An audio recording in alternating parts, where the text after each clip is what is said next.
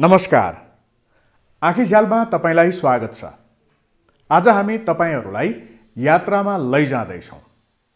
यात्रा नयाँ नयाँ ठाउँ पुग्ने, त्यहाँको संस्कृति चालचलनका साथै भूगोल र प्रकृतिलाई बुझ्ने एउटा सशक्त माध्यम हो।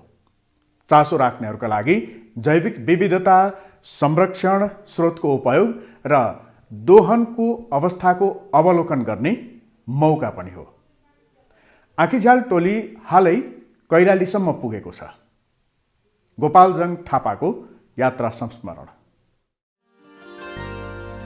भौतिक संरचनाले जैविक विविधतामा पारेको असर र पर्यापर्यटनले स्थानीयको जीवनमा ल्याएको परिवर्तन सम्बन्धी स्थलगत रिपोर्टिङका लागि आँखीझ्याल टोली गएको असोज 1 देखि 10 गतेसम्म तराई भूपरिधि क्षेत्रको यात्रामा निस्कियो।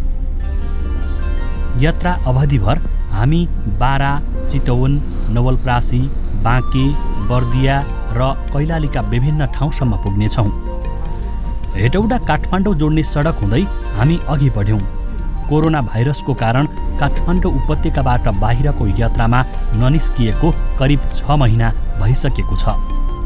त्यसैले पनि बाटोमा देखिएका सुन्दर प्राकृतिक दृश्यहरूले हाम्रो यात्रा झनै रोमाञ्चक भइरहेको छ। यात्राको पहिलो दिन हाम्रो गन्तव्य बारा जिल्लाको निजगढसम्म हो। अगाडि बढ्दै जाँदा हामीले मकवानपुरको फाखेलमा बिहानको नास्ता खायौँ। यो बेला कोरोना भाइरसको सङ्क्रमण बढिरहेकाले पहिलेको जस्तो गरी जहाँ तहीँ सहजै खाना पाउने अवस्था नै भएन। हामी स्वास्थ्य सावधानीका साथ यात्रामा हिँडेका थियौँ। बिहान अलि ढिलो गरी नास्ता खाएकाले दिउँसो करिब 1 बजेतिर मात्र हेटौडा बजारको एक स्थानीय होटलमा खाना खायौँ। यसपछि हेटौडाबाट अमलेखगञ्ज मोतिहारी पेट्रोलियम पाइपलाइनको 2 नम्बर प्रदेश कार्यालय पुग्यौँ।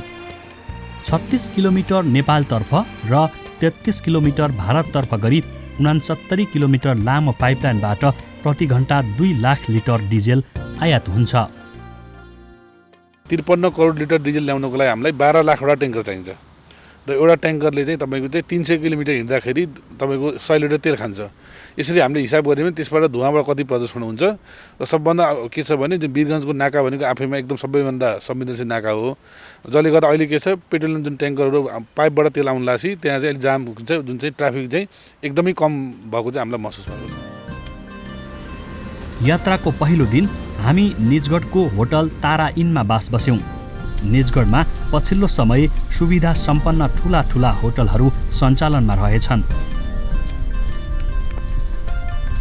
भोलिपल्ट बिहानै हामी 72.5 किलोमिटर लम्बाइ रहेको काठमाडौँ तराई मधेस द्रुत मार्ग सडक आयोजनाको अवलोकनमा हिँड्यौँ। नेपाली सेनाले बनाउँदै गरेको यो द्रुत मार्ग काठमाडौँलाई तराईसँग जोड्ने सबैभन्दा छोटो मार्ग हो। द्रुत मार्ग निर्माणका बेला काटिएका रुख बापत बिरुवा रोप्नका लागि नेपाली सेनाले आफ्नै बिरुवा नर्सरी बनाएर वृक्षारोपण कार्यलाई निरन्तरता दिइरहेको छ। तराई मधेसलाई काठमाडौँसँग जोड्ने द्रुत मार्ग यहाँको समृद्धिसँग जोडिएको छ। तराईबाट राजधानीसँग, मूल राजधानीसँग जुन कनेक्सन छ अथवा पहाडसँग जुन कनेक्सन छ, त्यो कनेक्सन एकदम नजिक आउने बित्तिकै पहाडमा उब्जनी भएका वस्तुहरूको मधेसमा आउने र मधेसमा उब्जनी भएका पहाडमा जाने र अन्तर्राष्ट्रिय रूपमा पनि जुन ढुवानीको जुन घट्छ त्यसले मूल्यमा, टोटल मूल्यमा फरक पार्नेवाला छ।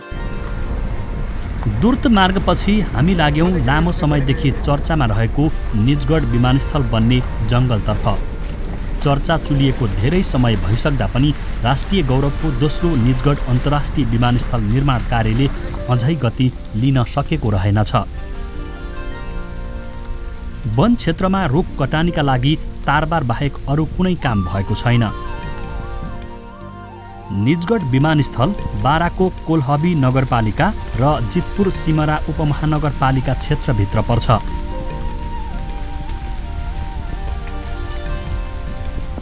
विमानस्थल निर्माणका लागि पसाहा खोला व्यवस्थापनको काम भइरहेको छ। तर खोला व्यवस्थापनमा गरिएको खर्च बालुवामा पानी खनाए जस्तै भएको छ।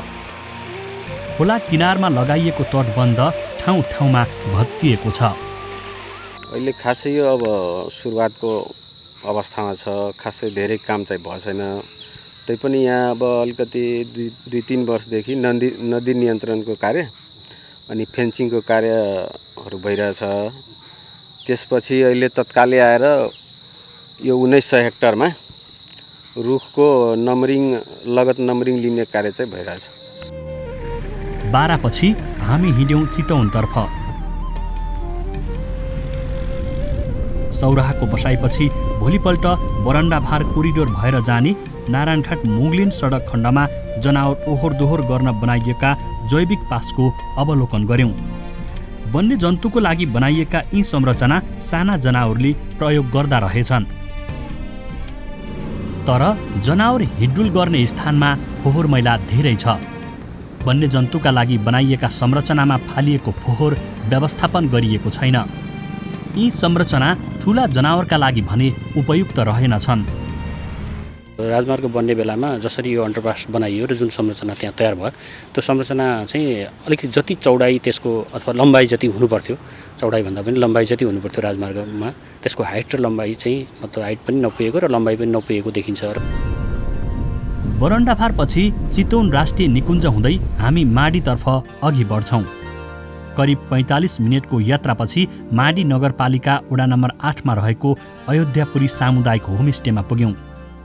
हामी हिँडेको तेस्रो रात आजको बास यहीँ हुन्छ। होमस्टेमा निकै मिठा मिठा परिकार खाने अवसर मिल्यो। कोभिड-19 का कारण लामो समयपछि यहाँको होमस्टेमा पुग्ने आँखिझ्याल टोली नै पहिलो थियो। सफा सुग्घर बास बस्ने कोठाले होमस्टेको बसाई रमाइलो रह्यो। बिहान पख चिया पिउँदै होमस्टे व्यवस्थापनका विषयमा केही बेर गफगाफ भयो। यस वर्ष कोरोना भाइरसका कारण पाहुनाहरूको चहल पहल नहुँदा यसको असर होमस्टेमा पनि परेको छ। तर पनि वन र वन्यजन्तुको संरक्षण गर्दै सञ्चालन गरेको होमस्टेले स्थानीयहरूको जीविकोपार्जनमा भरपूर सघाएको अनुभव सुन्यौं। अहिले यो होमस्टे सञ्चालन भइसकेपछि चाहिँ जङ्गली जनावर र चराचुरुङ्गीको चाहिँ संरक्षण गर्नुपर्दो रहेछ भन्ने हामीलाई अलिकति चेतना पनि भयो र त्यही जङ्गली जनावर देखाएर विदेशी पर्यटकलाई मनोरञ्जन दिन सकिँदो रहेछ भनेर चाहिँ हामीले चाहिँ एकदम त्यसमा चाहिँ हृदयदेखि नै त्यसको चाहिँ संरक्षण गरेका छौँ सर। यस बीचमा हामी नवलपरासीको कावासुती नगरपालिका 15 मा सञ्चालित थारू सांस्कृतिक अतिथि गिरह, अमलटारी मध्यवर्ती सामुदायिक होमस्टे र बर्दियाको मधुवन नगरपालिका 1 मा रहेको डल्ला भनेर चिनिने खाता जैविक मार्ग सामुदायिक होमस्टेसम्म पनि पुग्यौं। निकै व्यवस्थित ढङ्गले सञ्चालित यी होमस्टेले पर्यटनले दिगो जीविकोपार्जनको मार्गमा अघि बढ्न सकिँदो रहेछ भन्ने यथार्थतालाई पुष्टि गर्यो। हिजोको यहाँको अवस्था एकदमै नाजुक अवस्था थियो। मानिसहरू दैनिक रूपमा बाहिर गएर ज्याला मजदुरी गरेर चाहिँ कमाएर खानुपर्ने र अहिलेको परिवेशमा यहाँका मानिसहरू सबैजना आफ्नै घरमा होइन होमस्टे व्यवसाय गरेर यहाँका वन्यजन्तुहरू देखाएर सजिलै तपाईँको अब व्यवसाय गर्न चाहिँ सफल भएका छन्। सानोतिनो रोजगारी घरमै भएको छ भनौँ, पाहुनालाई सहेर्न पाएको छौँ, 1-2 रुपियाँ आएको छ, रिचार्ज खाता, छोराछोरीले पढाउने फीहरू, स्कुल फीहरू सम्पूर्ण चिज भनौँ केही नुन तेल लिने बाटो भएको छ र अब बाहिर कमाउन जानुपर्ने अवस्था खासै छैन। अब यात्राका क्रममा हामीले पर्सा, चितवन, बाँके र बर्दिया राष्ट्रिय निकुञ्जको पनि अवलोकन गर्यौं। वन तथा वन्यजन्तु र संरक्षणको अवस्थाबारे बुझ्यौं। राष्ट्रिय निकुञ्ज क्षेत्रमा बनेको पूर्व पश्चिम राजमार्गमा गुड्ने सवारी साधनको ठक्करले वर्षेनी करिब 130 वटा वन्यजन्तु मारिने गरेका रहेछन्। यसरी बनेका भौतिक संरचनाले वन्यजन्तुको प्राकृतिक वासस्थानमा पनि चुनौती थपिएको पायौं। वन्यजन्तुहरूको संरक्षणको सबैभन्दा ठुलो चुनौती भनेको यस्तै ठुला खालका पूर्वाधारहरू निर्माणले गर्दाखेरि अलिकति हाम्रो ह्याबिटाटहरू फ्र्यागमेन्टेसन हुने र उनीहरूको सहज आगमन हुने उसमा चाहिँ अहिले रोक लगाएको अवस्था छ। अनि यस्ता खालका ठुला भौतिक पूर्वाधारहरू निर्माण गर्दा सकेसम्म यस्ता अब राष्ट्रिय निकुञ्ज जस्तो खालको कोर एरियाबाट प्रवेश गर्ने गरी नै नबनाउने। सवारी दुर्घटनाबाट वन्यजन्तुको मृत्यु कम गर्न संरक्षित क्षेत्रमा पर्ने राजमार्गमा सचेतनामूलक बोर्ड, सवारी साधनको गति सीमा तोकिएको छ। बर्दिया राष्ट्रिय निकुञ्जमा टाइम कार्ड पनि लागू गरिँदै आएको छ।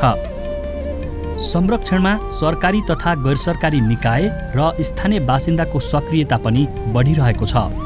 यो कदम जैविक विविधताको दिगो व्यवस्थापन र संरक्षणमा उदाहरणीय बनेको छ, जसका कारण लोपोन्मुख अवस्थामा रहेको पाटेबाघ लगायत अन्य वन्यजन्तुको संरक्षणमा टेवा पुगेको छ। नेपाल सरकारको बाघको सङ्ख्या दोब्बर गर्ने जुन लक्ष्य छ, त्यो लक्ष्य हासिल गर्न बाघ राष्ट्रिय निकुञ्जले बाघको सङ्ख्या 4 देखि 21 पुर्याउन सफल भएको छ। जहाँ जहाँ चाहिँ जनावरको अलिकति प्रभावित एरिया छ त्यो ठाउँमा त्यो वन्यजन्तु र मानव बीचको द्वन्द्वलाई न्यूनीकरण गर्न सहयोग पुगोस् भनेर हामीले प्रत्येक वर्ष बजेट बनाउँदाखेरि त्यो तार जालीले बस्ती घेरबार गर्ने योजना हुन्छ, त्यो हामीले गरिरहेका छौँ। भौतिक संरचना निर्माणले जैविक विविधतामा पारेको असर र न्यूनीकरणका प्रयासबारे बुझ्न हामीले सिक्टा सिँचाइ आयोजनाको पनि अवलोकन गर्यौं। सिक्टा सिँचाइ आयोजना नेपालको आफ्नै लगानी र जनशक्तिबाट निर्माणाधीन देशको सबैभन्दा ठूलो आयोजना हो। 25 अर्ब 2 करोडको लगानीमा बन्दै गरेको आयोजनाको हालसम्म 65% काम सम्पन्न भइसकेको छ।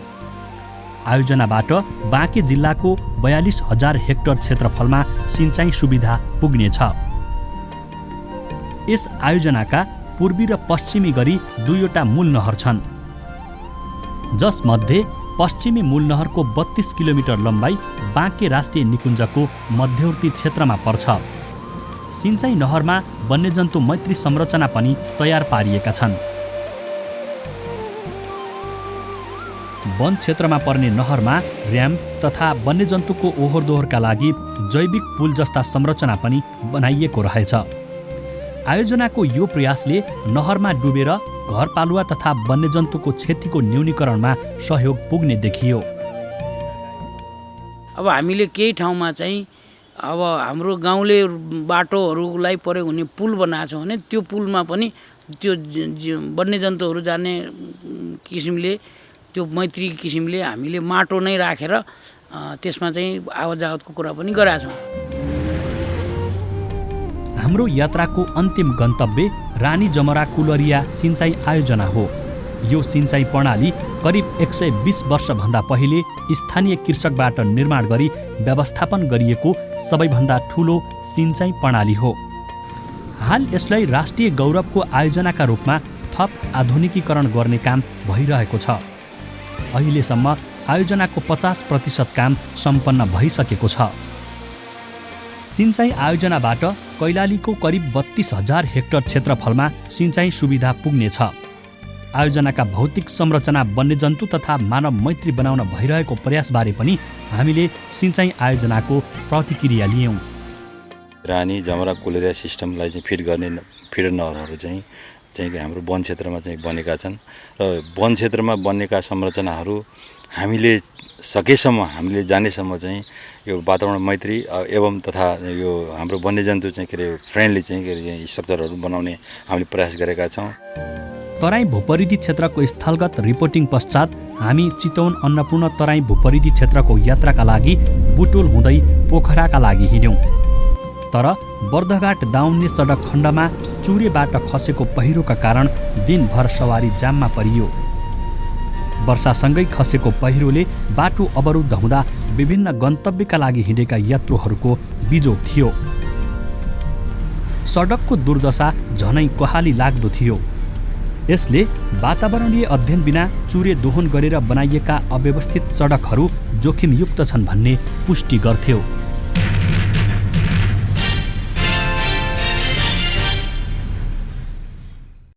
विकास संरक्षण बिना दिगो हुँदैन। विकास बिनाको संरक्षणको अर्थ पनि हुँदैन। त्यसैले जैविक विविधताको संरक्षण गरौँ, वातावरण मैत्री संरचनाहरूको निर्माण गरौँ। आँखीझ्याल फेसबुक र युट्युबमा पनि हेर्न सकिन्छ। hakahakiOnline.com मा आँखीझ्याल हेरी त्यसै मार्फत सुझाव तथा प्रतिक्रिया पठाउन सकिन्छ। वातावरण र दिगो विकासका विविध मुद्दाहरूबारे जान्न हाकाहाकी एप डाउनलोड गर्न सक्नुहुन्छ। हस्त आजको आँखीझ्याल यति नै। अर्को साता यही समयमा समसामयिक विषय लिएर हामी फेरि आउनेछौँ। नमस्कार।